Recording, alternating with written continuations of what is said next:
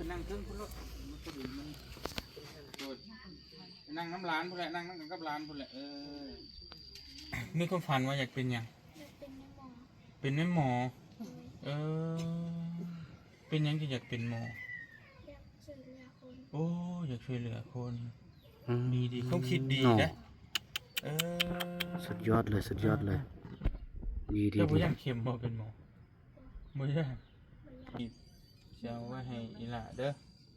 ไว้เป็นทุนการศึกษาไว้เขาทำเรียนนะลูกเด้อโดยฝากแด่บ่เตียงโดยฝากนำแสนนึงเด้อน้องเด้อแสนหนึ่งเด้อบ่าวบุญนำเด้อบ่าวบุญนำนี่อยู่ไสยะนี่อายุคิดมอเฮานี่แหละเดี๋ยวมีหยังอาจก็สิมาเบิ่งมาแยงนำถ้ามีผู้ใหญ่ใจบุญเพิ่นเห็นอกเห็นใจเนาะถ้าจังได๋ก็เอาแต่ว่าเนาะถ้าบุญฮอนยอดถึงกันเพราะว่าเป้าหมายของน้องนี่ชัดเจนเนาะชัดเจนให้ชัดเจนอีหลีอยากเป็นหมอพี่น้องเอ้ยสนับสนุนอยู่นะอยากเป็นหมอและอยากช่วยเหลือคนอีกแหน่ขอบใจ FC ผู้มีน้ำใจแบ่งปันเหมือนฟ้าบันดาลให้สร้างรายการนี้มาสวยเหลือคนทุกข์คนจนหรือคนด้อยกว่าด้วยแห่งศรัทธาบุญนำพาได้มาร่วมทาง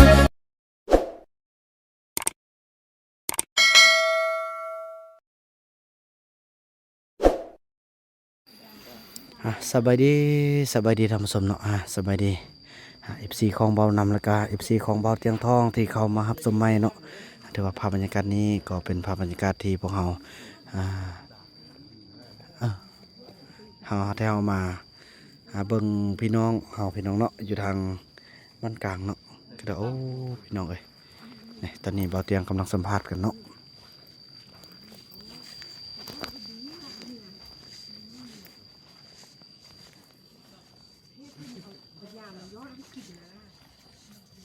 เจ้าน่ะชื่อหยังจัน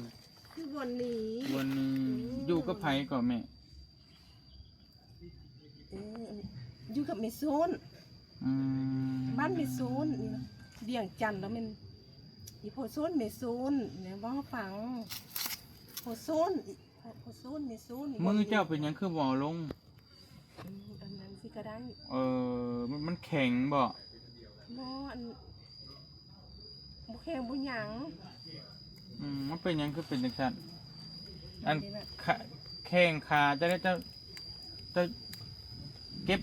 บ่ได้บ่เจ้านั่งคัตมาดบ่ได้บ่หรือว่ามันต้องเหยียดแบบนั้นบ่เหยียดแบบนี้ก่อนมันได้ไปสักยาก่อนไม่ค่อยแคบได้ย่างได้บ่ย่างได้บ่เวลาเป็นประจำเดือนแล้วแบบมันลงสินะนี่บ่นะเฮาถามบ่ได้เว้าเรื่องประจำเดือนนะเจ้าย่างได้บ่ย่างบ่ได้กินยาแล้วไม่มันจ่อยแล้วจะค่อยในห้องจะค่อยออกสินะคันตุ้ยสำหรับบ่ออกยากสินะ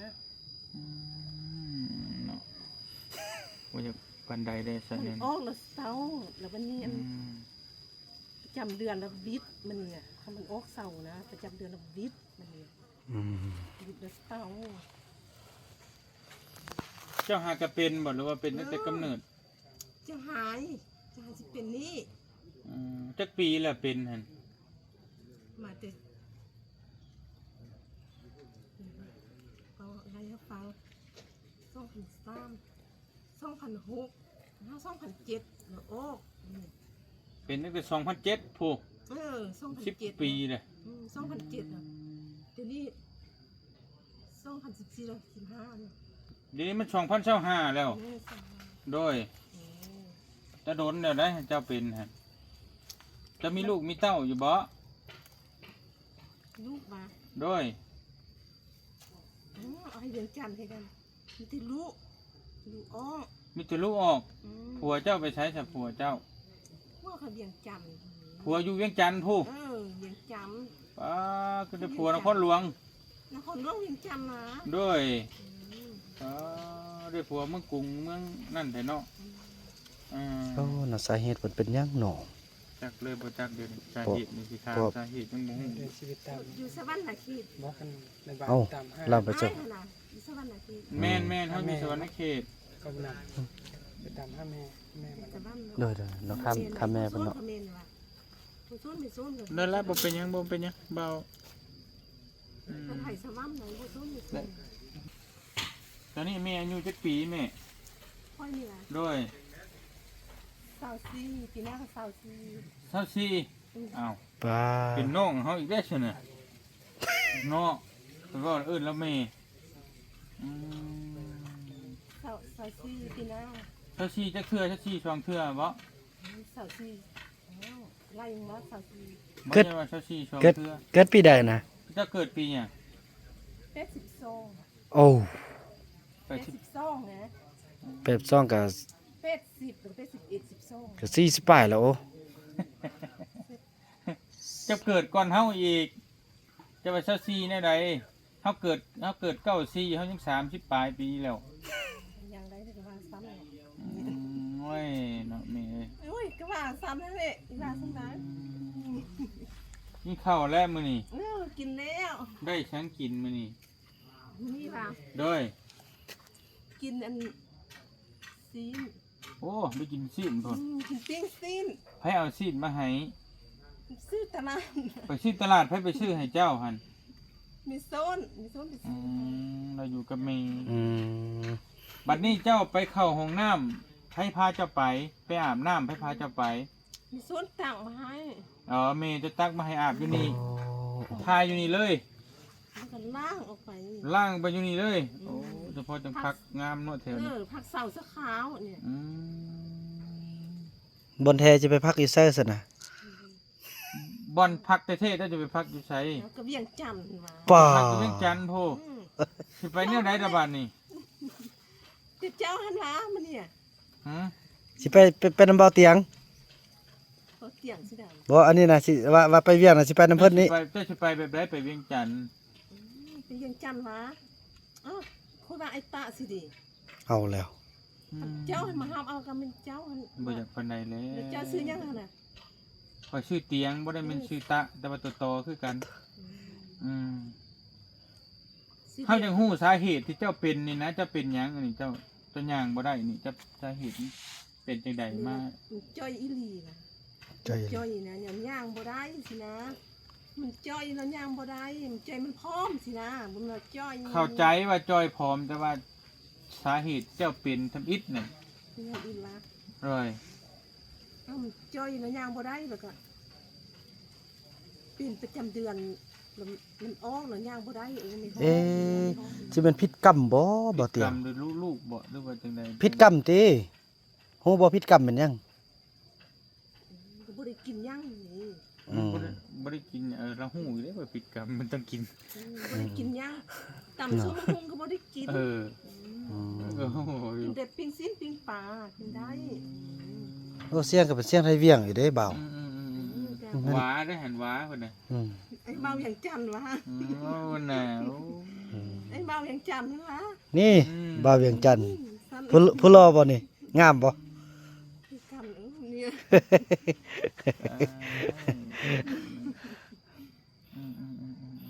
เอ๊ะอัพนี่มันอัพอยู่ไหนล่ะติก็มีกินออกมากรุบๆเป็นบาดนี่ กันนั่นนะจังว่า ขนาดเขาอยู่ทางล่างบ่าวเตียงก็ยังเป็นบาดอยู่ เปลี่ยนกันเข้าอยู่ว่า ได้แล้วเขาอยู่ เขาอยู่ดีก็ได้แล้ว เดี๋ยวจะเข้าใกล้ชิด ได้แล้วสำนึกกับแกสิพอแล้ว เป็นหยังเพิ่นจังให้เจ้ามาอยู่จนอยู่กระตูบนี่ก็บ่อยู่ทั้งเฮือนพุ่น สาวจะข่าวฮะนี่ ผักเช้าตัวข้าว สาวจะข่าว จักอันประมาณจักปีนี่สิพักชั่วคราวนี่ อยู่นี่จักปีแล้ว มานี่มา3-4 ปีปีนี้3 ปีแล้วปีนี้กลับอีกจังปีนี้นู้น ป้าเบิ่งแล้วนี่มื้อก่อนเพิ่นต้องไปเฮ็ดเวียกเฮ็ดงานแหละ กลับได้กับปีนี้ แล้วเพิ่นยังจำอันใดก็ที่เวียงจันทน์เนาะ ยันไปเฮ็ดเวียกอยู่ แม่น นครหลวงเนาะ เพราะว่าสำเนียงก็ยังติดเด้ แม่นไปเฮ็ดเวียกอยู่พุ่นเลยยันเป็นมาจะพุ่นเนี่ยมาอยู่บ้านนะประมาณนั้น อืม ว่าจังเฮาก็ มีหลาน2 คน พอจ่อยแข็งแฮงแข็งน้อยเนาะ เนาะ แม่นแหละแต่ละตนอยู่ เอาเดี๋ยวเฮาสิไปเอาแนวมากินไว้ให้กินเด้อเอาน้ำซ้ำปลาเด้อ ผู้สิขับรถ บ่เตียงก็ออกไปละสัมผัสต่อมานี่อ้าวอันนี้มันเป็นก้านอันนี้ซะนะ เอาไว้ไล่ไก่ โอ้ ไว้ไล่ไก่สิอีเมซ่อนเอาไว้ทาง เด้ย เลื่อนรถเนี่ย เลื่อนรถ รถเจ้า อ๋อ รถไปเลื่อนรถเนี่ย เท่านั้น ข้างเพิ่น วะเด้อนั่นน่ะเบิ่งมาเอาเครื่องเอาหยังมามอบให้นี่พี่น้องเนาะตอนนี้ถือว่าหลังจากที่พวกเราได้ไปสัมภาษณ์ทางบ่าวพนันกับบ่ฮู้ว่าซื้อหยังนั่นแหละพี่น้องเอ้ยลืมแล้วแล้วเขาก็ไปถามประวัติเนาะทางในบ้านเนาะเมื่อกี้นะไปเอาเครื่องบริจาคเนาะเพราะว่ามีทุกอย่างซีบแดเนาะบ่เตียงเพิ่นก็กำลังไปเอาเพิ่นแหละพี่น้องเอ้ยแล้วเพิ่นว่าจังซี่พี่น้องมีอ้ายเอ้ยน้องมีพ่อมีแม่น่ะนํกันอยู่แต่ก่อนน่ะแต่ว่าเป็นพญาติเนาะพี่น้องบ่แม่นเป็นคือเหล่านี้แต่ว่าเป็นพญาติแบบทั่วไปนั่นแหละเป็นแล้วก็เสียชีวิตไปหมดพี่น้องเอ้ยอายุยืนก็มีแต่เหล่านี่แล้วก็บ่ไปจักเทื่อเพิ่นว่าซั่นเพิ่นว่าแล้วก็เป็นมานี่เนาะ10ปลายกว่าปีแล้วแต่สาเหตุนั้นก็บ่ฮู้พี่น้องอยู่ๆแล้วเป็นเขาว่าเนาะอยู่ๆแล้วก็เป็นไปดังนั้นแหละพี่น้องเห็นไหมเห็นไหมคือกับอันพระเจ้านั่งสมาธินี่พี่น้องเอ้ยเนาะโอ้ยแข็งแรงสู้ๆเด้อ เราเป็นพวกค่อย อันผู้ใด ผู้นางลุม เมื่อกี้นะบ่แม่นพ่อเจ้าไอ้เบาเตียงเพิ่นมาช่วยเหลือเฮา ก็ว่าซ้ำ น่าคือพ่อเจ้าเนอะโอ้ เห็นว่า แม่นเนอะ เขาก็เป็นได้เดียวกัน แม่นเลยเจ้าก็ว่าจะมาเอาค่อยเนื้อมาเสียเด้อย่าจะ ที่ว่าแบบนั้น จ่อ เมื่อยบ่ โทกุบมาเลยเอ้ยอันเจ้าเนื้อสะบอนหนึง บ่ นี่คือว่าอันนั้นแหละโอ้ยพี่น้อง ฮือออก เนาะโอ้บ่นึงพ่อเจ้าสิเอาอันของฟ้าของตอนมาให้เด้อ ได้ บ่เตียง สบายดี เศษบาทนี่ เฮ็ดได้ เพิ่นว่าเจ้าเป็นผัวลาว เฮ้ย ว่าแม่นนั่นแหละบ่ต้องตัวสัตว์หน้าตาแม่นอันเดียวแล้วก็แม่นแท้แหละมาเอาค่อยแท้แล้วซั่นว่า ยุ่งขนาดบัดนี้แม่นนั่นแหละแล้วค่อยว่าสิว่าอันว่าบ่เป็นผัวค่อยเนึงสินะเนาะแล้วว่าแล้วค่อยละถามว่ามันผู้ใดแล้วผู้นั่งรุดเจ้าเมื่อกี้นะก็แม่นเบาเตียงนั่นเนาะอันนั้นเบาเตียงเพิ่นมาช่วยเฮาบ่ผัวค่อยแน่แล้วค่อยถามว่าเอาหน้าตาไปเป็นสินี่ว่าแม่นก็แม่นนั่นแหละผัวค่อยแน่ว่าซั่นเรามาเอาค่อยหนึงอันน่ะ บ่ เสร็จบาด ไม่ได้เมียอยู่พี่ปานใดบาด เบิ่งดูแล้วแม่นผัวเจ้าเด้อแม่นแน่ ตังว่า แม่นบ่บ่แม่นติ เป็นอีหลีว่า น่ะ แม่นบ่แม่นโอ้ย เฮ้ยบาทนี่ เมียก็สิให้ข่อยแล้วบอกไปเลยเจ้าก็เอ้ยเอาห่อของมาฝากเด้อ ขอบใจเพิ่นเป็นบ่สร้างขอบใจบ่ เป็นจังไดเด้พี่น้องเอ้ยเนาะเจ้าจะติงได้อยู่บ่แข่งขาจะติงได้บ่ ดีนี่ที่นี่ได้ อื ดีที่ ม นี่ได้ มือได้กินข้าวได้บ่ จับที่นี่ได้ บ่ได้อยู่อืม บ่แม่นเด้ออันนี้บ่แม่นผัวเจ้าเด้อแม่นบ่าวเตียงเด้อ มันก็ได้ เพิ่นมาช่วยเฮา ได้อีหลีว่า อืม มันกับอย่างจันดีว่าคล้ายกันดีจังได๋ แล้ว ครัวเจะอยู่เวียงจันทน์บ่ แห้งส้นโมนนะ โอ้นั่นยังจื้อเขตสนมอนเขตนครหลวงเวียงจันทน์แท้แหละ นครหลวงเวียงจันทน์ แล้วหน้าเพิ่นคือแบบนี้แม่นบ่แล้วแม่นผู้นี้ติซะนะเนาะนานบาทนี่ยุ่งขนาดบ่าวเตียง บ่แม่นแต่ว่าเฮาอยู่สวรรค์เขตพุ่น อ่า นะเฮาพออยู่สวรรค์บ้านนี่ใจ นี่เด้ออันนั้นนี่ โอ้เพิ่นก็ยังสร้างขอบใจเด้บ่าวเตียงไง เพิ่นเนี่ย กินบ่ขนมนี่ กินบ่กินว่าโอ้ยเนาะ พวกให้กินสิบ่กินได้จังได๋เนาะ โอ้ยจะไปเว้าไปแค่นี้บ่กินน้ำ พวก มีป้าเจ้าได้ไหม บ่แม่นเด้อผิด ใจดีมา กินเด้อ ผิดคนเด้อบ่แม่นเด้ออันนี้บ่าวเตียงผู้เพิ่นช่วยเหลือโดย โอ้ยอันนี้ก็นมเอานมมาให้เราอีกบ่เราพี่น้องเอ้ยมีตนเพิ่นเนาะ จนซ่ามาที่จนพักทั่ว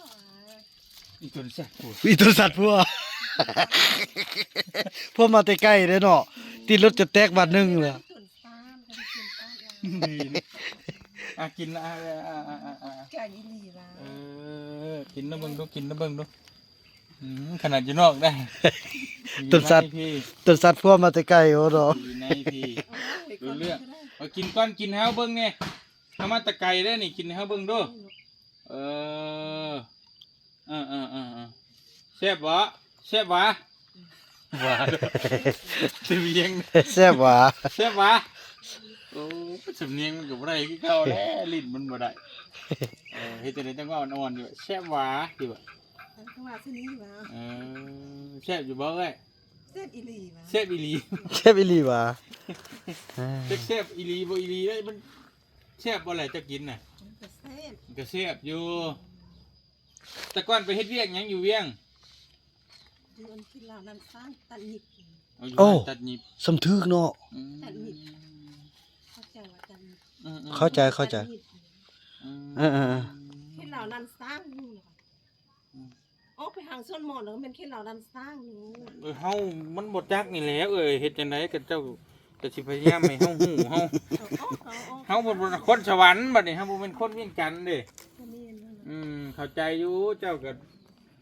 คือกันก็เว้าสิแล้วนี่เฮือนอีนายอันนั้นเฮือนอีนายนี่เฮาก็บ่จักแต่เฮามาแต่ไกลเด้ซั่นน่ะ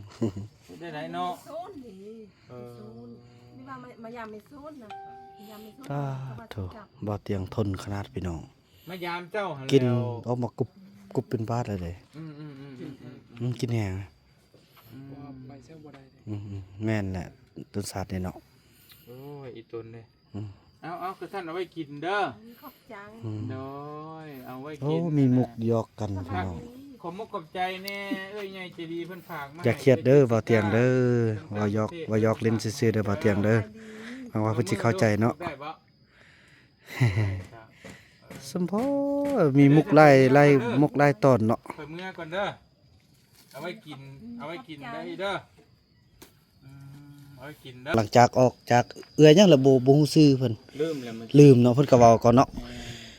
ไปถ้าเราก็สิไปเขตต่อพี่น้องเป็นบ้านหยังบ้านดงหลวงเนาะดงหลวงในหน้านี่ผู้นำทางนี่สลงเด้อบัดนี้เด้อ บ่ลงแล้วติบัดนี้บ่ลงแล้วเนาะ เอาโอเคไปก่อนเลยถ้าเราก็สินำลังไปได้บาทนี่พี่น้องเอ้ยเนาะเสร็จสิ้นภารกิจร่วมเดินทางนำเบาเตียงทองมีลูกมุก สมพ่อพี่น้องกันเนาะเบาเตียงไปเซอร์มักเจอแต่เรื่องลูกมุกตลกเนาะเห็นเขาจะเอาลงแบบนี้พี่น้องเอ้ยเนาะมันเป็นแนวนี้เองหูแล้วพี่น้องเอ้ยเบาเตียงเป็นคนบุญเลยพี่น้องมาในฝนบ่ตกจักบาทเลยพี่น้องเอ้ยบ่ตกห้ำทางเลยคันตกห้ำทางนี่โอ้ยากได้นี่นะยำหับได้รถเฮาบ่มีโฟเดอร์เนาะจากสั้นพี่น้องเดินทางพบกันแต่ละระยะเนาะพี่น้องเนาะตอนนี้เราก็ได้นำทางตามหลังตามการจอดของรถบ่อสกามุ่งหน้าไปก่อนแล้วเนาะ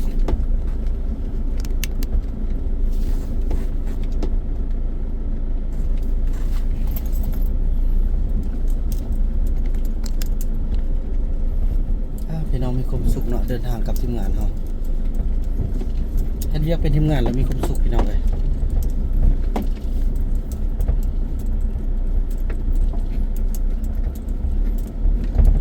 ไปต่อที่บ้านดงหลวงบาทนี้น้องเลยเนาะ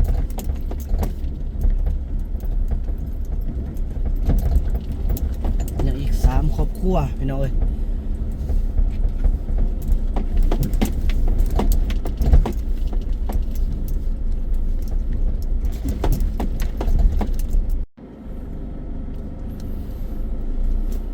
ตอนนี้ตัว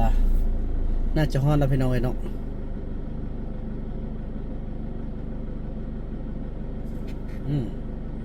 ผู้นำทางลงอีกแล้วบ่อสึก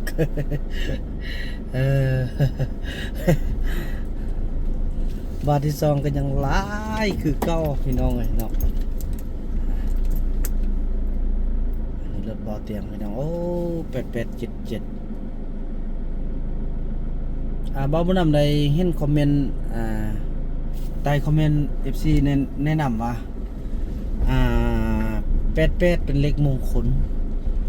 77เป็นเลขมีสิ่งศักดิ์สิทธิ์ปกป้องเด้อพี่น้องเอ้ยเนาะ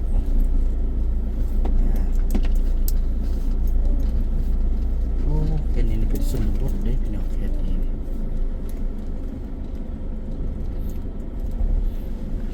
เป็นตะบุญแต่ว่าฝนบ่ตกพี่น้องเอ้ยมีบุญอีหลีบ่เตียงนี่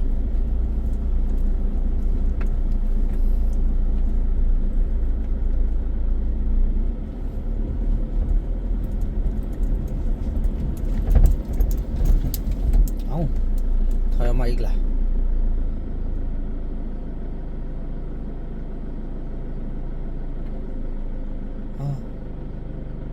คือจังซี่ซะนะ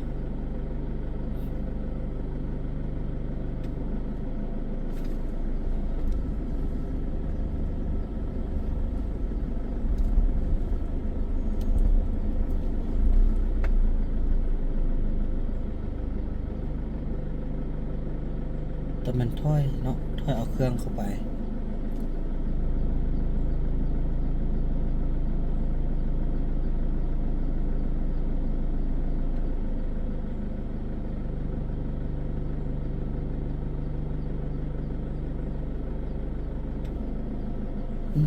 แนวนี้ได้พี่น้องเลยการช่วยเหลือนะเนาะแสดงว่าเขาต้องจัดนี่แล้วสินะแปลงรถดีก่อนโอ้จอดฝั่งนี้ก็ได้จะนมนะเนาะขอจอดเด้ออาจจะเป็นแค่นี้แหละพี่น้องเอ้ย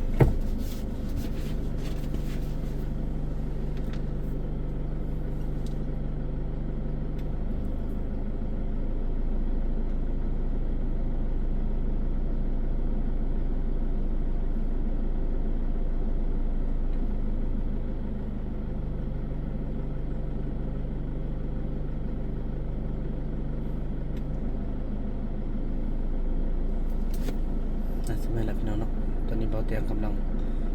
ถอยรถไปมีว่าจะไหนมีซ่องกับกล้วยนี่วะเขาจะแบ่งทีมงานกันได้นี่นะต้องเป็นทีมงานหนึ่งไปทางหนึ่งทีมงานหนึ่งไปทางหนึ่งเลยเนาะเบาบุญเบาเงาน่าจะถอยล่างไปเมื่อกี้เบาเตียงเขาจะอยู่นี่เบื้องล่างเลยพี่น้องเนาะเบื้องล่างจังซี่เลยพี่น้องเลยก็จะได้คลิปหนึ่งน้องเมฆไปเด้อน้องเมฆเบาเมฆออกมาบาดนี่มือกล้องออกมามายืนถ่าย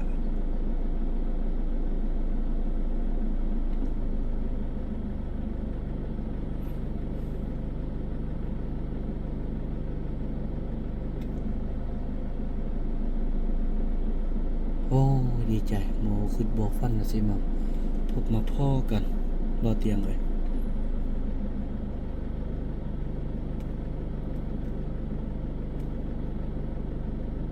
อ้ยนี่อีหยังนี่อ้ยเนี่ยให้ก็ไอเอกเซลกับเบาเอกพี่ดอกเลยนุ่งกระโปรงมันอะไรอันนี้ปุ๊กนุ่งซินน่ะผู้ชายนุ่งซินพี่น้องเห็นน้ำกัดน้ำกินเนาะนี่มาแล้วน้องเมฆหลังจากที่เคลียร์เบียกถ่ายพร้อมตัดต่อไปพร้อมเพื่อท่านเวลาได้พี่น้องเอ้ยถ้าเบานำมาใส่บุญก็จะได้เฮ็ดแบบนี้แหละพี่น้องเอ้ยถ่ายพร้อมตัดพร้อมลงพร้อมจังซี่แหละคันนั้นใส่เที่ยวป่ามันคือว่าแล้วบ่มีสัญญาณพี่น้องเนาะก็จะออกมาตัดต่อก็จะมีสัญญาณต้องใช้เวลาได้พี่น้องเอ้ย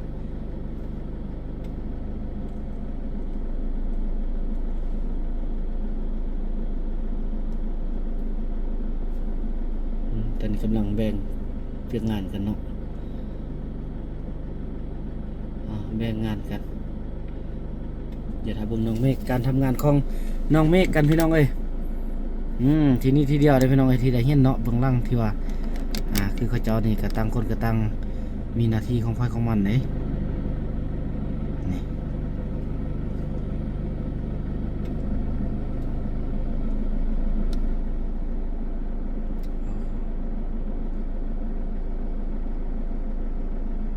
บริไทยเถอะน้องเมฆยังตัด วิดีโอบ่ทันแล้วเทื่อที่ลงมาแล้วน้องเมฆนะเนาะน่าจะแม่นพี่น้อง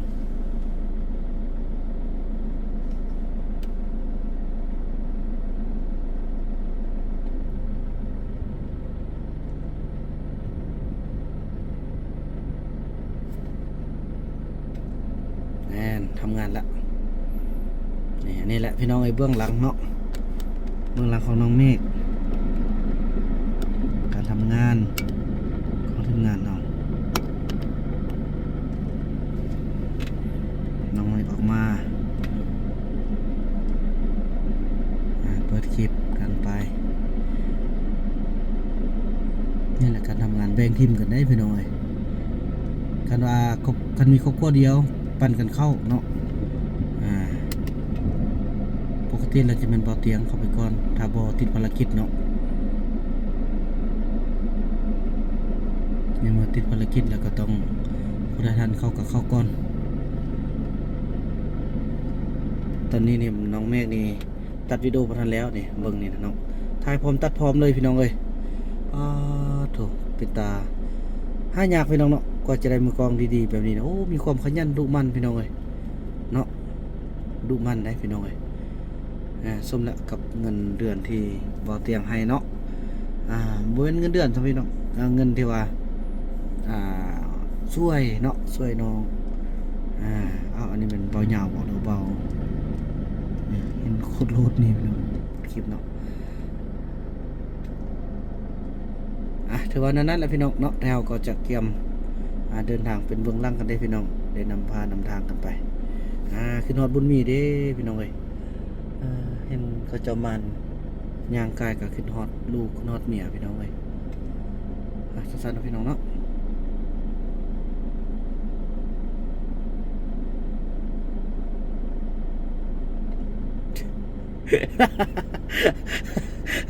เป็นซอง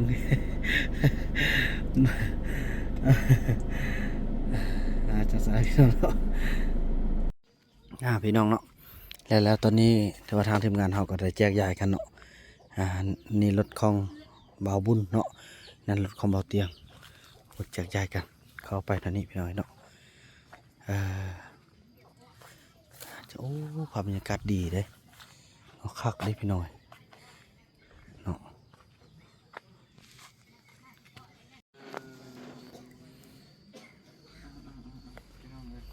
เอายับขึ้นนั่งเครื่องพุ่นรถมันก็ดีมันโดดนั่งน้ำร้านพุ่นแหละนั่งกับร้านพุ่นแหละเจ็บเบาเงาผมบริมาเนาะเบาเงามันก็ขอบได้แล้วไม่จะจับไปพุ่นขากันได้เนาะ บ่ยาวเข้าบ่ได้สูงเนาะ บ่เตียงเข้าบ่ได้แล้ว ได้ข่อยได้อยู่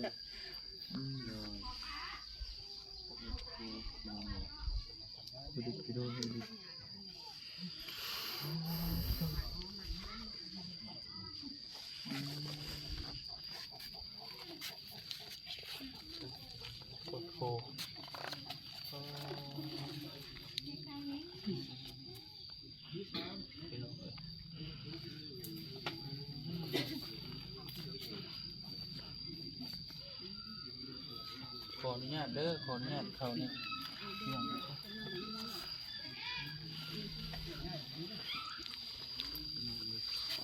เอาพัดลมมาเปิดให้อีกห้อนบ่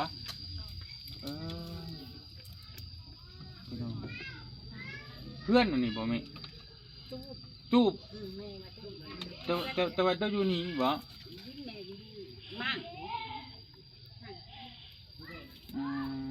ดูจักปีแล้วนี่แม่โบแม่โบได้3 ปีนี่บางเพื่อนมานั่งน้ำกันพี่ก็ได้น้องเลยมานั่งน้ำกันเดี๋ยวกล้องสิบ่เห็นเนาะเพื่อนให้เขามาในก็ได้เด้อเปล่าบุดำเด้อได้โดโอเคคนผูกปื้อ ลูกนี่ท้อง อันนี้ร้านบ่ร้านลูกคนนี้บ่ลูกคนนี้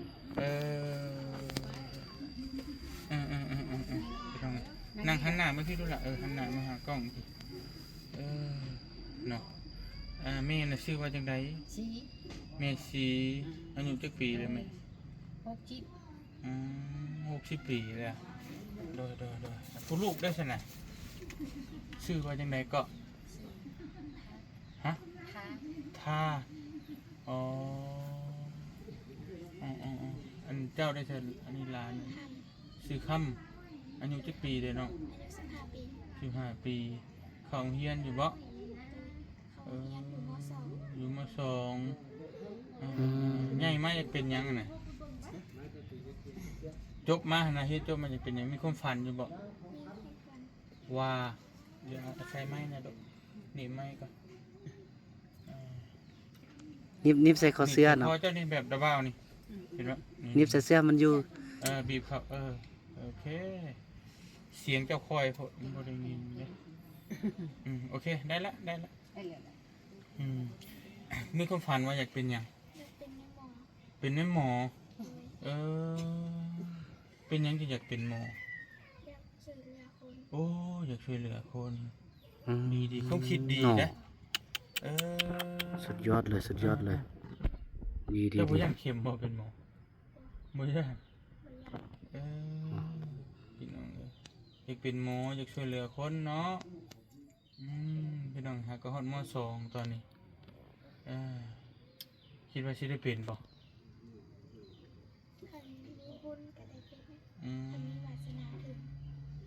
ยากเป็นแฮงบ่ล่ะ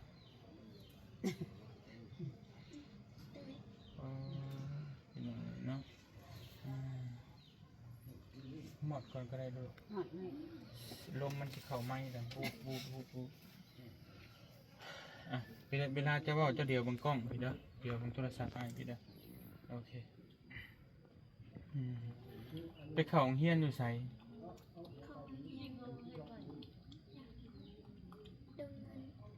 ดงเงินไก่บ่จังนี่ไก่อยู่ประมาณจักหลักล่ะจักชั่วโมงสมมุติว่า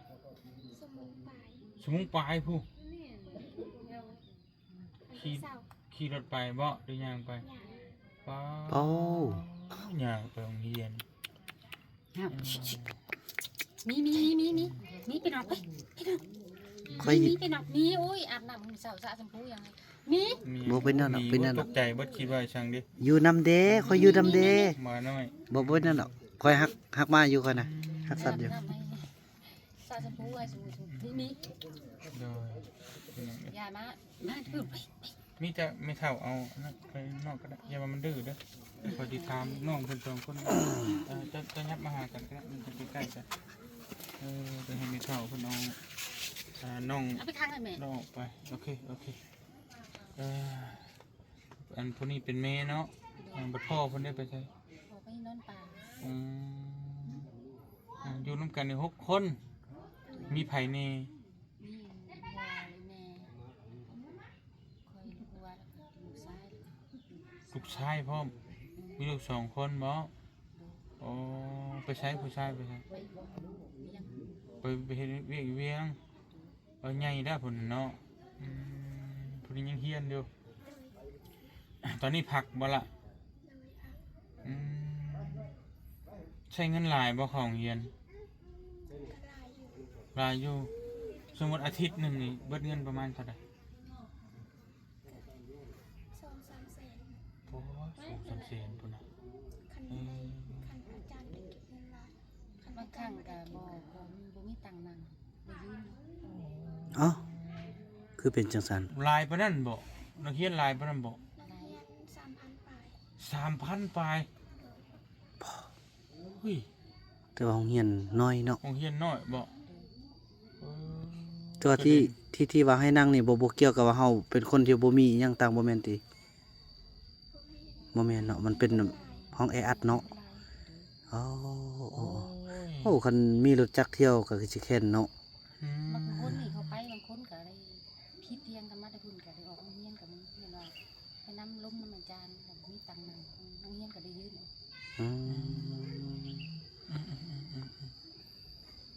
โอ้ยพี่น้องไปแถวบ้านบ่อเตียงเด้เนาะ จนเรือ โรงเรียนเหลือคนโร งเรียนที่บ่เจียงไปสร้างให้กันนะ โอ้ ป .1 ฮอดป อืม .5 นักเรียน10 20คน โอ้เนาะ ห้องหนึงน่ะ2-3คน อืม เหลือเพื่อโอ้ยพี่ อั น้ น อง นี้จนได้ยืน อันนี้จนได้ยืนโอ้ยแสดงว่าเพิ่นมีแต่เรียนขนาดนั้นก็ยังสู้ถือว่าน้องเพิ่นมักในการเรียนอยู่ซั่นน่ะแล้วบัดนี้เจ้าย่างไปย่างมาไปกับไผไปกับหมู่บ่ลูกอืม คนซื้อรถ อืม เราเป็นอื่น อืม เธอมีแต่2คนนี่มักย่างนํกันนะ อืม บางคน โอ้ โดย บางคนก็แบบมีรถ อืม ส่วนลายเขามีรถ เจ้าบ่มีบ่ลูก โอ้แต่ก็อยากไปเนาะไปฝนตกแข่งคนใดแล้วบ่โอ้ก็บอกพี่น้องเอ้ยหากระฮอดปม2โอ้นี่อีกหลายปี 4-5 ปี ถึง5 ปีเนาะ 20ปลายปีพุ่นแหละจบไปต่ออีกปานนี้เป็นมอืม เติบหนึ่งอยู่ซื้อกินซื้ออยากได้ไปโรงเรียนเนี่ยใช้เงินเท่าไรมื้อหนึง อยากให้ตัวบ่ได้เอาไป เอาเจ้ากินหยังไงหรอก บ่มีเงินก็บ่กิน เอาบ่อยากนะ อยากก็อดเอา อยากก็อด แต่จริงอันว่าเรื่องใช้เงินเป็น 2-3 แสนเนี่ยมันใช้ย้อนที่ว่าเขาโรงเรียนเก็บเนาะเอา ซื้อเครื่องเป้าเงิน อ๋อ สอบเป็นอย่างเด็ก โอ้โอ้ เกี่ยวกับการเรียนบ่ได้เว้าเกี่ยวกับเรื่องกินเนาะอืม ถึงเป็นเงินบาทเท่าใดบ่เตียงสมมุติว่า3 แสน 3แสนก็ประมาณ500เนี่ย400กว่าบาท 400 กว่าบาทเนาะ แม่ ต่อเดือน อืมอันนี้เดี๋ยวถามต่อตัดภาพจากโรงเรียนมาเรื่องเฮือนเรื่องซานเฮาก่อนพี่น้องมันอดบ่ได้เนาะเห็นแล้วก็มันคือว่าตามออกก็เราไปเรียนมัน เป็นคนหัว จักปีแล้วอันเจ้าอายุจักปีอ่ะ 40แล้ว 40โอเคฮะเดี๋ยวขออนุญาตเอื้อยเด้ออ่าจักปีแล้วเฮ็ดอยู่นี่กระตุกอันนี้โดย 2 ปี 2 ปีแล้วตั้งปุ๊กอยู่บ่ซี่บ่หรือว่าจังได๋ พวกอยู่ที่นี่เพราะว่ามันบ่มีน้ำ มันบ่มีไม้มี เอ ก็ อเรียนแล้วแม่โซ่เนาะแม่โซ่ได้3 ปี อือ แล้วอันแม่เป็นวันนั้นอีกไปสอบหาเงินมาแล้วก็เอาแม่ไปหมอ อืม หมอขายน้ำปุ๋ยเนาะให้หมอน้ำปุ๋ย เออ คนละสงสารแม่ เออ เอาแม่ไปสัญญา เออ แม่เป็ดเบิ่งเลือดยังผมมีได้เขาเว้าเรื่องแม่แล้วก็อดบ่ได้เนาะ ว่าแล้ว เบิ่งว่าขึ้นสะแจงก็บ่ได้รับเบิ่งแม่ข้าวน้ำก็บ่ได้กินเนาะเงินก็บ่มีอยู่ถ้าได้คนสวยก็บ่มีคนสวย ปัว แล้ แล้ว ว ให้มัดขึ้นเนาะ ปัวแล้ว3 ปีน่ะเงินหาบ่ได้น่ะปัวแล้วเบิดโอ้ เมื่อก็ไปสอบอยู่เงินกู้เงินเขาเอาแม่ไปหมอพวกน้ำปุ๋ยก็ไปน่ะ อืม ไปใส่ไปมึงแม่เอาแม่ไปกวดนะให้พวกไปส่งคอยขี่รถไปสร้างแล้วใส่ติดผัวแล้วก็ไปนั่นสัญญาก็เอาแม่ไปนั่เอาแม่ไปนั่แล้วพอเอาผัวก็ไปนั่ไปนอนคุณ อืม ไปกับไปเฝ้าแม่คุณขึ้นกับแจกับได้รับแม่ไปลุงแม่เราไปให้ได้ให้ว่าขึ้นนั่นสงสารแม่เนาะนี่ไปหาเงินมาแต่งเงินกับป้าแม่มาได้ตัวลูกสาวผู้เดียวเนาะอายอย่างสมัยเอาเมียอยู่บ้านตักแดดอยู่ปากไร่แต่ตัวเองอยู่น้ำแม่ผู้เดียวแม่เป็นมาเขาได้กับพี่ส่งยืมเงินเขาเอาแม่ไปห้องหมอเข้ากินกับบ่มี ตอนนั้นนะว่านั่นนะตอนนั้นฮะ โดย มาซักนี่สุพรรณนี่ไป ตัวมื้อ แต่ละมือนี่ไปจ้างเงินสิกินข้าวสิได้สิหับตะแรงสนิมแล้วเขามั่งเงินมาให้บ่มีแล้วเงินเช้าบ่มีเงินแล้วใส่กระนำกระไฟทูเสื้อได้นะก็คือด้วยต้นนี่แม่ โดย ไปแม่เป็นหลายปีแล้วเด็ก แล้วเศร้าหรือว่าเดี๋ยวนี้ยัง บ่เศร้าแล้วไปรถจังกับบ่มีจักเสื้อลูกก็ยังบ่ใหญ่เอาแม่ปั๊บเพิ่งมองไปป่วยแม่อีกตึง แม่ยังบ่ดีกลับเป็นพยานอีก เออ ว่าเงินทุกเข้ากินแต่ละมื้อแต่วันก็บ่มี อืม ซอกไปกูไปยืมเขามันน่ะก็ซอกหามาแท้เขาสนิท หามาได้ก็ไปให้โฮมใช่ไหมเบิด แม่ มันก็เลยมันบ่เพื่อนซ่านกับลูกจักเทื่อสิบ่โอ้ เขาเป็นเจ็บหลายปีอยู่ดิ อืม อ๋ออีแม่ผู้เพิ่นอยู่นอกนี่บ่ ไอ้แม่นั่งอยู่เมื่อกี้นี่จ้ะบ่ะ โดย อ๋อแสดงว่าเพิ่นเป็นวัณโรคบ่ดีเด้อเนาะ โดย อืมอืมอืมอืม อืมอืมอืม ไปซอกหาเงินก็บ่ไปสั่งหมู่จะไปเนาะ อืม มีที่มึงไปหาเงินซื้อบ่หมู่จะไปแล้วมันค้าแม่ ป้า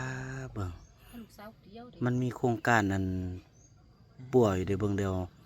วค่อยสิติดต่อเบิ่งก่อนเด้อ เบิ่งก็ได้ เพราะวัณโรคนี่มันจะมี เอาแม่ไปนอนในสิงะเนาะเขาแนะนำมาไปแล้ว จัก เงินเดือนบ่มีให้กินหยังก็บ่มีให้กิน อืม ว่าตอนนั้นนี่แม่เป็นว่าเขาจะมึงขึ้นสดแจงไปละให้ค่ามืออีแม่เลยให้จูโตนแม่ อืมอืมอืม เลือดยังบ่มีเลยเด้ โอ้ แต่ว่า ให้มันขึ้นสดแจงเลยค่อย อืมอืมอืมโอ้ยพี่น้องเนาะ เงินก็บ่มีหยังก็บ่มีสอกก็ยืมมาหาเดี๋ยวไปก็นำไปหาเอา อืมอืมขออนุญาตเด้อให้หน้าตะกร้าเจ้าก็มีบ่ น้ำบ่มีแต่ให้นอน อืมปัดข้าวน้ำกาวเนาะข้าวในให้ฮะมากิน ให้ก็บ่ได้เฮ็ดให้เขาเศร้าเพราะว่าบ่มีเงินสิกินข้าวกินเนาะต้องเอาเงินเข้ามาแล้วดิ้นให้เขาเศร้าแล้วเงินตัวนั้นมาใช้จ่ายเอาแม่ไปโรงหมอเนาะ ไป2-3บอนเอาแม่ไปมืดนี่ อืม โอ้เนาะอันว่าเรื่องโครงการนั้นบ่มีเลยคือว่าบ่มีแล้วอีพีนะเมื่อก่อนเราได้ยินแต่เดี๋ยวนี้บ่มีแล้วเออ เดี๋ยววันนี้เนี่ยอันข้าวน้ำช่ำปลาแต่ละมื้อเอามาใช้กินกันเลย ก็ไปจ้าง มารับจ้างมาเลยซื้อรับจ้างมาเลย ลุ ซื้อง เออ ลุงไปซื้อ5,000เลย อืมอืมอืม วันก่อนซอยก็ไปจ้างเก็บเงินมาซื้อข้าวกิน อืมเจ้าก็ไปเนาะ โดย อ่าพี่น้องเนี่ยไป ไป เฮ็ด ดำ ห น้ ยังนะ ไปดำนา เออมื้อเท่าไรเพิ่นจ้าง 1,500,000 อืมรับจ้างมาแล้วมาซื้อข้าวกินบ่ โดย เออแล้วก็โฮมไว้เข้าโรงเรียนแน่บ่โฮมบ่ได้โฮมเลยเอ ำซื้อ อ คือเป็นนัวซื้อแนวอื่นซื้อใจล่ายนำก็ไปซื้อกิน อืมปัดพัวไปเฮ็ดหยังพัว ทั่วนะ อ่ะ แล้วก็ไปหาของป่ากับมาลูกค้า ข้าวปลา อืม หาเนี่ยปลาไม่ได้ก็มาขาย ขายของมึงสิเข้าซื้อยังมึงเลยเอาให้แม่สิว่ากินนั่นแต่ พ่อกับแม่นี่เฮ็ดบ่ได้เลยเนาะที่เวียกบ่ได้แล้วเออ บอกกระเทาแม่หูผู้ยิ้มเว้าจะเถื่อผู้ยิ้มอีกเขา ดินดอนอันนี้มันมองอยู่นี่มันของเจ้าเองบ่ ดู เออ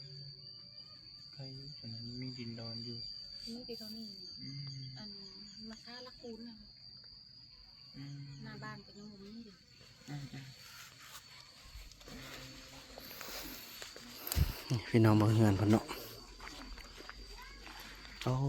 สะสมใหม่อยู่เด้ปาดโถบ่าวนำอยู่ทางในเบิ่งแล้วมันเป็นซองพี่น้องเนาะขออนุญาตวัดกรรมเด้อ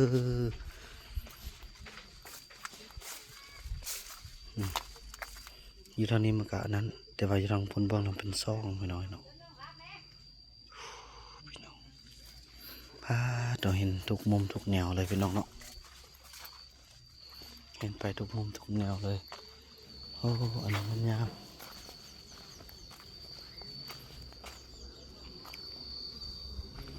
นี่แม่เพิ่นเอาไปเนาะไปดูต้นน้องเพิ่นเอาไปเนาะเขาเหียนกะยางแม่เป็นวัณโรคโครงการที่มีบ่ศึกษาเบิ่งกันเด้อบ่ได้ยินแล้วนะพี่น้องเขตนี้บ่มีแล้วแหละเนาะการปัวยาโครงการวัณโรคแซมกับออมไว้แท้ๆคือบ่เตียงว่า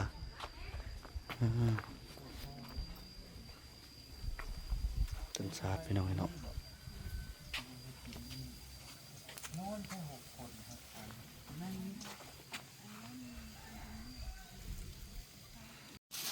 รื่องครัวเป็นมาม่าปลากระป๋องน้ำปูน้ำปลาต่างๆนั่นแหละเป็นของที่ได้เจสสิก้าที่พร้อมทีมงานฝากมาให้กันอยู่ต่างประเทศคนแหละอันนี้ก็เป็นของพี่พิมพ์สร้างฝั่งไทยนี่เนาะพี่น้องมันเลยมาฝากมาต้อน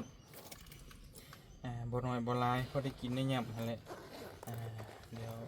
แบบนี้เนี่ยใดอีกก็เพิ่มเติมเดี๋ยวก็ให้ตั้งพอบุญนำมาประสานเติมอีกโอ้ โดย น้องทนองในหลายนี่พี่น้องเลยปุ๊บเรียนมันทักเป็นทีเอากับมันเงิน100,000 กีบจะเอาไว้ให้อีหล่าเด้อไว้เป็นทุนการศึกษาไว้เขาทำเรียนนะลูกเด้อ โดยฝากแด่บ่เตียงโดยฝากนำแสนนึงเด้อน้องเด้อ 100,000เด้อบ่าวบุญนำเด้อบ่าวบุญนำนี่อยู่ไสยะนี่ อายุคิดมอเฮานี่แหละเดี๋ยวมีหยังอาจก็สิมาเบิ่งมาแย่งนำถ้ามีผู้ใหญ่ใจบุญเพิ่นเห็นอกเห็นใจเนาะถ้าจังได๋ก็เอาแต่ว่าเนาะถ้าบุญฮ้อนยอดถึงกัน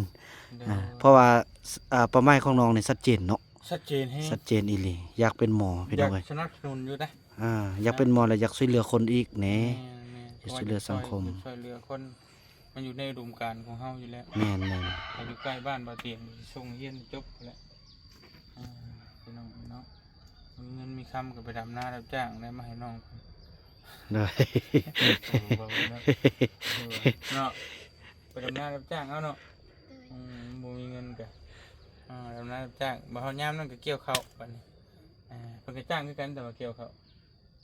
จ้างอยู่บ่ จ้าง มื้อเท่าใดกัน ก็มือแสนห้า นะฮอดยามเกี่ยวข้าวก็รับจ้างเกี่ยวข้าวบาดเอาสู้ๆเด้อน้องเด้อให้ความฝันเป็นจริงเด้ออันฝากขอบใจเอ้ยเพิ่นนี่เจสสิก้าพร้อมทีมงานเพิ่นฝากเงินฝากคำมาให้อ้ายซื้อเครื่องของมาแบ่งปันให้กับพี่น้องผู้ที่ขาดเคินในเมืองลาวเฮาขอบใจเพิ่นนี่แหละให้เพิ่นอยู่ดีมีแฮงว่าวรอด ค่อยจะได้ไม่แห้งเด้อ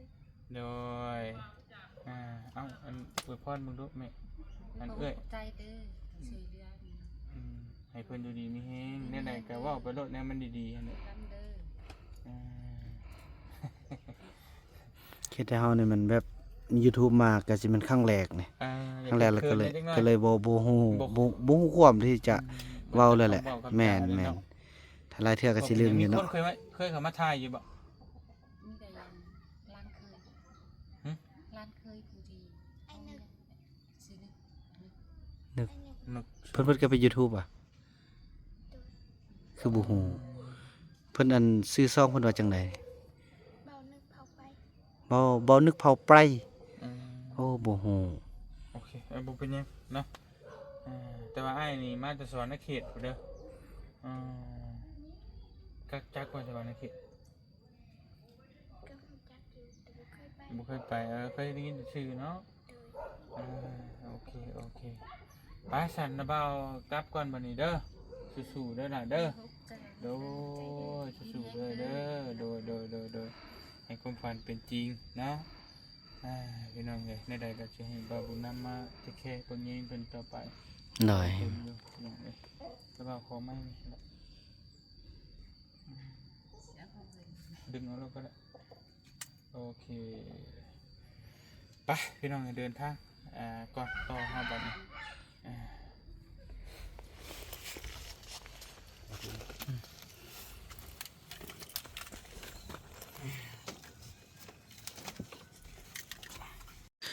ถือว่าท่านผู้ชมเนาะแล้วก็ถือว่าภารกิจของพวกเฮาเนาะก็ถือว่าจบไปพี่น้องน้องทำเนาะพี่น้องเอ้ยก็โอ้สภาพก็น่าสงสารพี่น้องเนาะก็มีเป้าหมายที่ชัดเจนอยากเป็นแพทย์อยากเป็นหมออยากช่วยเหลือสังคมพี่น้องเอ้ยเนาะถ้าว่าท่านใดมีจิตใจเมตตาอยากช่วยเหลือในการศึกษาเรียนของน้อง